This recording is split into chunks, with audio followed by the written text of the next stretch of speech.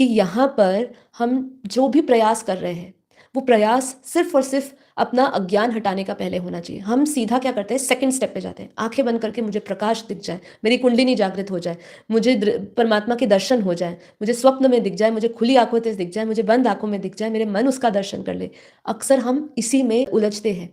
लेकिन यदि आप अपना अज्ञान टूटने में लगा दोगे, पुरुषार्थ अपना सारा प्रयास इसमें लगाओगे, तो उसके साथ अज्ञान गिरते ही एफर्टलेस, बिना प्रयास करे आपके जीवन में आध्यात्मिक जागरण शुरू हो जाएगा। आपको अनुभव भी होंगे, परमानंद भी होगा।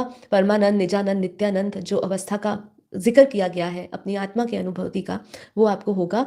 पर उसकी प्रयास आपके अंदर क्या रहनी चाहिए? वो दर्शन की नहीं रहनी चाहिए, वो कुंडलिनी जागरण की नहीं रहनी चाहिए, लेकिन अज्ञान हटाने की, अज्ञान गिराने की आपके भीतर वो प्यास चरम तक पहुँचनी चाहिए। ठीक है?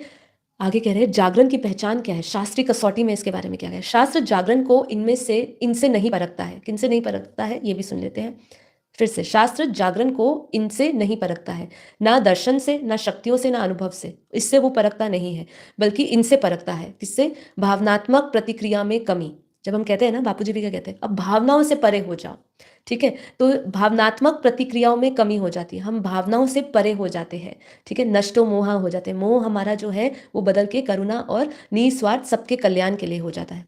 बिना दमन के स्वाभाविक वैराग्य, अपने आप को दबा नहीं रहे हो आप, किसी चीज़ को सप्रेस नहीं कर रहे हो कि नहीं मुझे तो वैराग्य लेना है, क्योंकि ये एक प्रक्रिया बोली, ये एक अनुभव बोला, ये जागरण का एक विशेष हिस्सा है कि मुझे वैराग्य उठना चाहिए।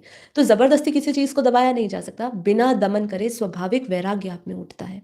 संसार के प्रति जो आपका दृष्टिकोण होता है वो स्वाभाविक ही बदलता है।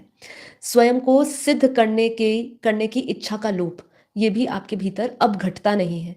इसी से शास्त्र जागरण को परखता है। सुख दुख में समभाव, जिसको हम जानते हैं कि वो स्थित प्रज्ञ की एक अवस्था है। सिखाने, मानने, बदलने की कोई हड़बड़ी नहीं। आपके अंदर ऐसी कोई हड़बड़ी नहीं होती कि मैं इसको समझा दूं। आप सब उसके कर्म पे, उसकी विवेकता पे और उसकी जब जागृति होगी उस पर छोड़ देते हो। बस प्रार्थना करते हो कि उनके लिए कल्याण का भाव रखते हो कि परमात्मा उनको जल्द से जल्द अवेकनिंग या जागरण का उनको अनुभव कराए, उनको बोध करवाए।